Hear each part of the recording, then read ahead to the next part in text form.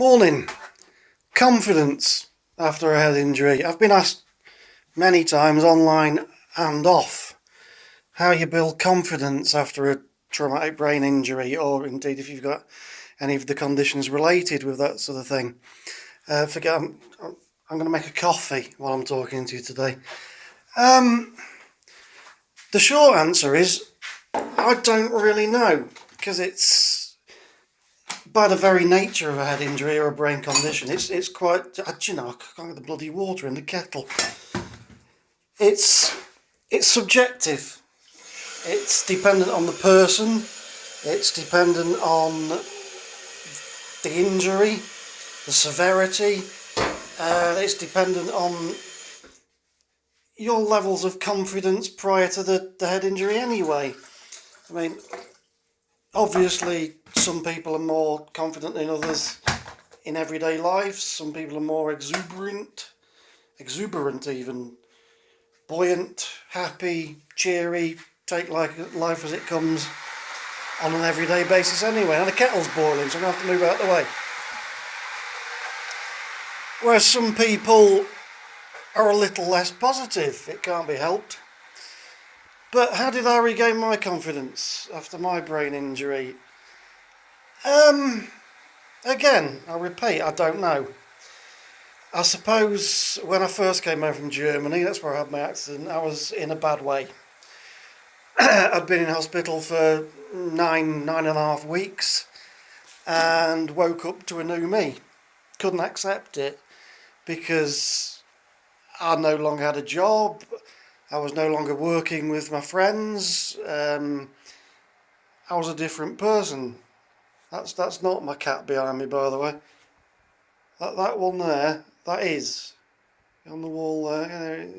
There she is.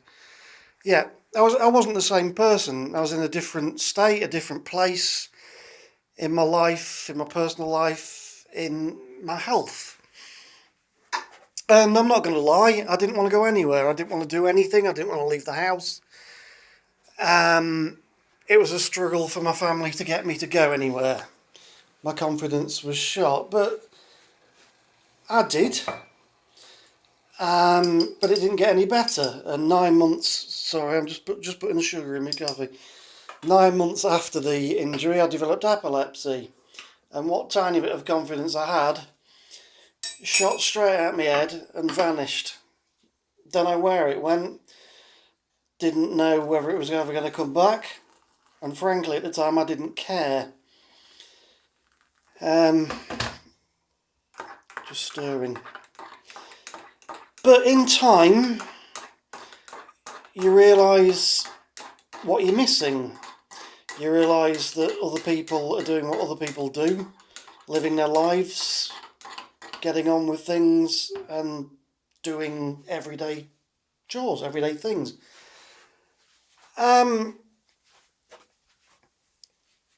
2 years probably. It probably took me 2 years to accept the new me and come to terms with it.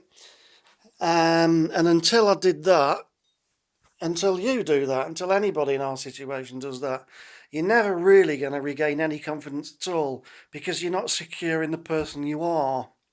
You're not secure in the new you.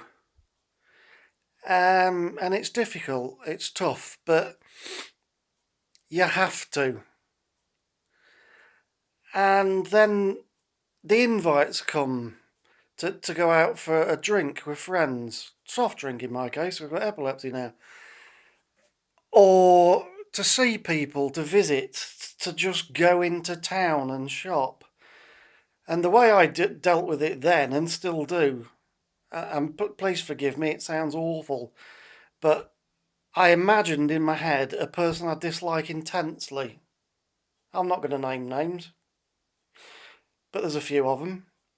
And I thought to myself, if they can do this, I can do this. And I wasn't going to be beaten. And it still applies. I go to concerts with my wife, I go to gigs, I go out with my wife, we walk miles, literally miles. It's a year to the day since we walked a mile. We walked 26 miles. And those things aren't going to beat me. I can't let them beat me, and I won't be beaten. But like I say, it's subjective. I fully understand that some people haven't got quite such an outlook on life, so not so positive, because their injuries may affect them in a different way, more severely than they affect me. I don't know, or less severely than they affect me. It matters not, but you have to come to terms with that. Otherwise, the confidence that went on holiday when you had your accident or your injury or got your condition, for want of a better phrase, when that vanished, you don't know when it's ever going to come back, because acceptance is a closed door. The door's closed.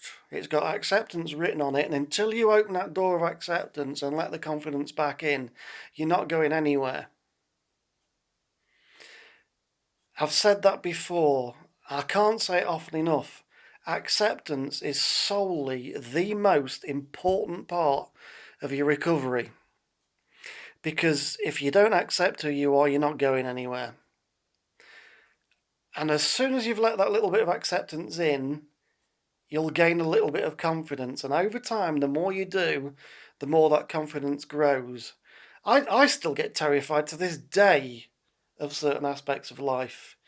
Yes, I go out by myself. I'll meet my wife for lunch. I get on a bus. I've got on a train by myself. Once I even caught a flight by myself. But I was terrified. But with those little hurdles, and those first little hurdles are something like going outside and hanging the washing out. And you clear the hurdles, and over time the hurdles get larger and larger. But you clear them until you get to the hurdle that you can't clear. And that's fine. Fit people have hurdles they can't clear. Olympic athletes have hurdles they can't clear. We all do. And once you find that high hurdle, that's just that stage too far, then stop and realise you've plateaued, you've reached your level. And that's how I built my confidence. I found my plateau. Certain aspects of life are beyond me. Certain aspects of life that were easily accomplished before my accident are now beyond me. But I've reached my level, and I'm happy at the level. You find yours. Speak to you soon. Bye-bye.